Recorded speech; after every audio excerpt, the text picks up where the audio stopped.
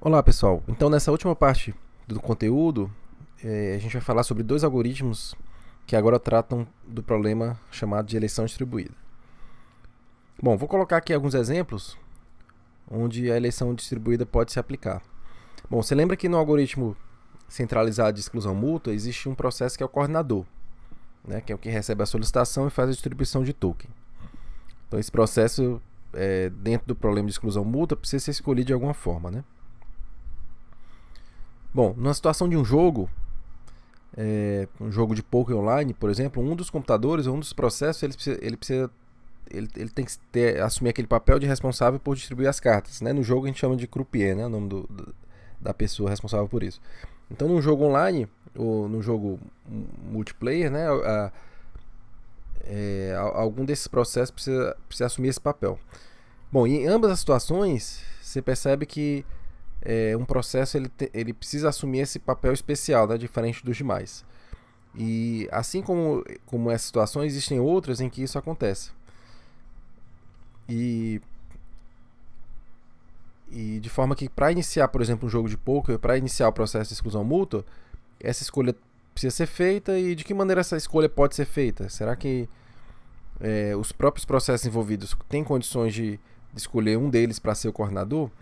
Então a resposta é sim, né? Isso é feito através do algoritmo de eleição distribuída. Então a gente utiliza esse algoritmo quando quando dentro de um conjunto de processos é necessário escolher algum coordenador, né, para executar algum tipo de papel especial, alguma tarefa específica durante um certo tempo. Bom, temos algumas premissas em relação aos algoritmos de eleição distribuída. A escolha precisa ser única, né? Ao final do processo de escolha, um único coordenador tem que ser escolhido. Se o coordenador falhar, então um novo coordenador deve ser eleito. E, teoricamente, qualquer número de falhas pode ocorrer durante o processo. Bom, a gente vai descrever aqui dois algoritmos de exclusão de eleição distribuída. Um conhecido como algoritmo do tirano e outro conhecido como algoritmo de eleição em anel. Bom, tem uma questãozinha para você resolver aí e na sala de aula a gente resolve juntos. Bom, o primeiro algoritmo, o algoritmo do tirano, ele considera algumas premissas também. Então, primeiro, cada processo tem um número identificador numérico, né? Cada processo sabe exatamente os números de identificação dos demais processos e pode se comunicar com todos eles. Os processos não sabem quais são ativos e quais estão ativos e inativos. O algoritmo se baseia, para escolher o coordenador, ele sempre vai escolher aquele que tem maior identificador, né? Então, por isso que esse número de identificação de cada processo é importante. Pode ser um número mesmo sequencial, 1, 2, 3, 4, 5. E a ideia é que sempre o de maior número seja eleito o coordenador. Bom, o problema acontece, o algoritmo de eleição ele começa a rodar quando o coordenador ele falha, né? Então, enquanto o coordenador está funcionando ok, então a eleição não é necessária. A eleição é necessária somente quando o coordenador ocorre uma falha nele e outro coordenador precisa ser eleito. Então, assim, numa situação como essa, então algum dos processos, e de repente o coordenador falha, né? Então, algum dos processos ele vai identificar isso.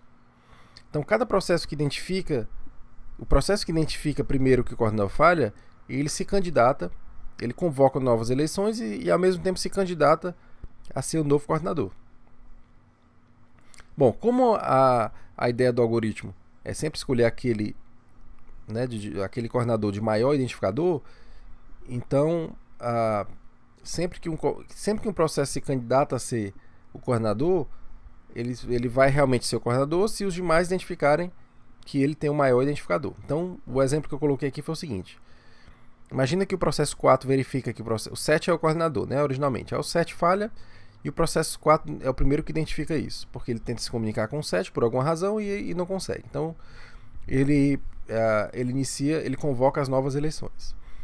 Bom, como os únicos candidatos, os únicos potenciais processos a serem coordenadores, além do 4, são aqueles de número maior do que o 4, Então o 4 ele envia uma mensagem para os demais processos maiores do que ele, indicando que ele quer ser, que ele se candidata a ser o novo coordenador. Né? Não faz sentido o 4 enviar para os menores, porque o 4 é maior do que os outros, então ele certamente teria preferência em relação aos outros. O que ele precisa fazer é enviar a mensagem para uma mensagem de eleição aqui para os maiores do que ele, para saber se esses maiores do que eles estão vivos ou não, né? Estão ainda ativos ou não. Se os processos, cada vez que um processo recebe uma mensagem de eleição e ele percebe que o seu identificador é maior, ele próprio se candidata a ser o novo coordenador. Então, tanto 5 quanto 6 receberam a mensagem de eleição, perceberam que são maiores do que 4, então eles respondem para o 4 dizendo, ó, nós somos maiores, então você não vai ser eleito. Mas cada um deles, por si próprio, já inicia uma nova eleição. Então 5 inicia a nova eleição, enviando a mensagem para o 6, e o 6 inicia a nova eleição, enviando a mensagem para o 7, que seria o maior do que ele, né? Ora, o 5 enviando a mensagem para o 6 já responde para o 5 dizendo, ó, eu sou maior do que você não deverá ser o novo coordenador. E o 6 enviando a mensagem para o 7, como o 6 não vai ter resposta do 7, porque o 7 falhou, né? Então o 6, no caso, ele não teria a resposta do maior do que ele, então o 6 percebe que ele se tornará o novo coordenador. Então, depois disso, o 6 envia a mensagem para todos os demais, indicando que ele próprio será o coordenador. Bom, se eventualmente o processo 7 voltar a funcionar, ele percebe que ele tem um número identificador maior do que o coordenador, e aí ele assume a coordenação. Né? Então ele é digamos assim, ele é o tirano por conta disso, né? Porque na hora que ele percebe que ele é maior, ele nem sequer inicia a nova eleição, ele simplesmente assume como um novo coordenador. Tá bom? Então o algoritmo em si, colocando aqui na forma de pseudocódigo, quando o processo PI verifica que o coordenador falhou, ele envia a mensagem de eleição para todos os processos maiores do que ele, né? PJ está escrito I menor do que J. Se ele receber uma resposta, um OK, ele desiste da eleição. Se ele receber a resposta é porque tem alguém maior do que ele que está ativo ainda, né? Se ele não receber nenhuma resposta, é porque ele é o maior que está ativo, portanto ele informa para os demais que ele é o novo coordenador. O processo PJ, quando recebe uma mensagem de eleição, quando ele recebe a mensagem de eleição é porque quem enviou para ele é menor do que ele. Então ele dá o OK, ele responde para isso que é menor do que ele, indicando que esse outro não deverá ser coordenador, e ele próprio, que recebeu a mensagem, inicia a sua própria eleição, porque ele percebe que ele pode ser um coordenador potencial, né, um candidato potencial. Bom, e o processo originalmente coordenador, quando reinicia, se eventualmente reiniciar, ele manda as mensagens para os demais, informando que ele reassumiu o posto de coordenação. Bom, questão 9 para você responder.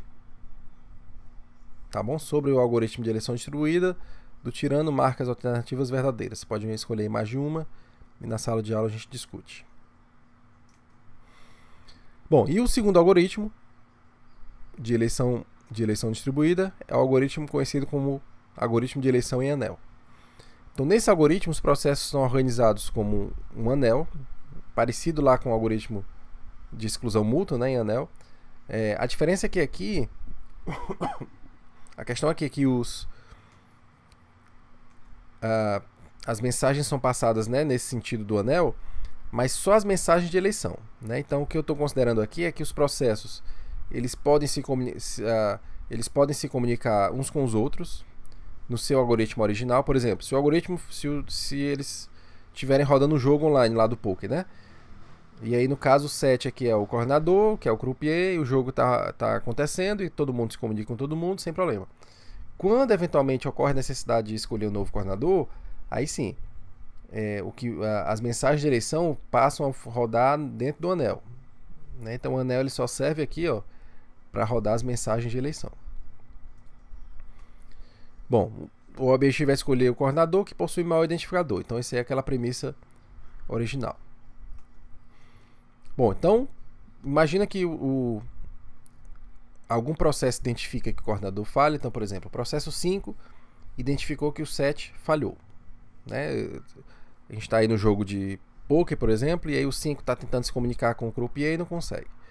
Então ele identifica que o 7 falhou e nesse momento ele inicia a nova eleição. Bom, ao iniciar a nova eleição, ele envia uma mensagem para o seu vizinho dentro do círculo, uma mensagem de eleição que contém o seu próprio identificador. Né? Então o 5 envia a mensagem de eleição para o 6 com o seu próprio identificador indicando que uma nova eleição iniciou. Bom, então está aqui, né, a identificação da mensagem. O 6, quando recebe a mensagem do 5, percebe o seguinte, ora, se o 5 iniciou a nova eleição é porque o coordenador falhou, mas eu, que sou o 6, sou maior do que o 5. Então, nesse caso, eu vou assumir a eleição, o 5 já já deixa de ser um candidato, né, porque o 6 é maior, e o que o 6 faz é passar adiante a sua própria identificação. Então, cada processo que recebe a mensagem de eleição e percebe que seu número é maior do que o da mensagem, ele substitui a identificação da mensagem pelo seu número, que é maior, e passa adiante. Se o processo receber a mensagem de eleição com um identificador que é maior do que ele, aí sim, ele só faz passar esse número adiante. Então, no caso do 5, o 5 passou para o 6, o 6 percebeu que o seu número é maior do que 5, ele substituiu por 6 e passou adiante. O 0, quando recebeu, viu que o 6 é maior do que ele, só fez passar adiante o 6.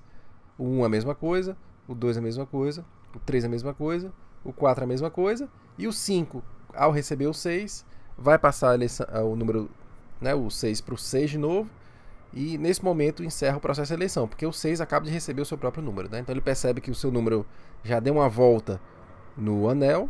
Nesse caso, ninguém é maior do que ele, porque se quem fosse maior assumiria, né? Então ele percebe que ninguém é maior e, portanto, ele é identificado como novo coordenador. Tá? Aí, nesse caso, o 6, que é eleito, passa a mensagem para os demais indicando que ele é o novo coordenador. Né? Então a mensagem que ele passa é uma mensagem de coordenador, mensagem de eleito. E aí quando volta a mensagem para ele, então ele identifica que todo mundo já sabe que ele é o novo coordenador. Tá bom? O algoritmo em si, se o processo I recebe a sua própria mensagem, então ele venceu a eleição.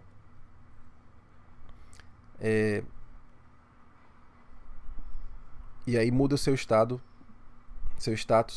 para não participante e envia a mensagem de eleito para os demais. Então, quando recebe a mensagem de eleito, cada processo muda seu estado de não participante e reconhece o novo coordenador. Esse status de não participante e de participante e não participante é o status de participante da eleição.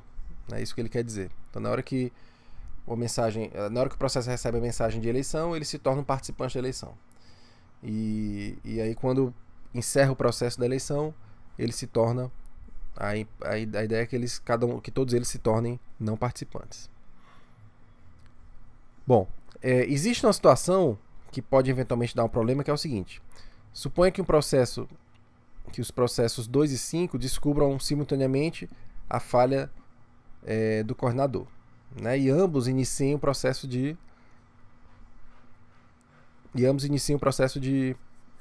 eleição.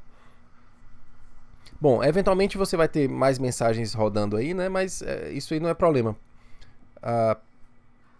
Isso aí não é problema porque o que ocorre é que cada vez que um processo recebe a mensagem que é menor do que ele simplesmente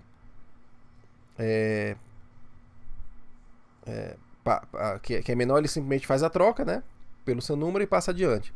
Então o que vai acontecer é que sempre a mensagem com o número maior vai circular pelo anel, né? Bom, então a gente encerra a descrição desse algoritmo com 3 questões, a 10, a 11 e a 12.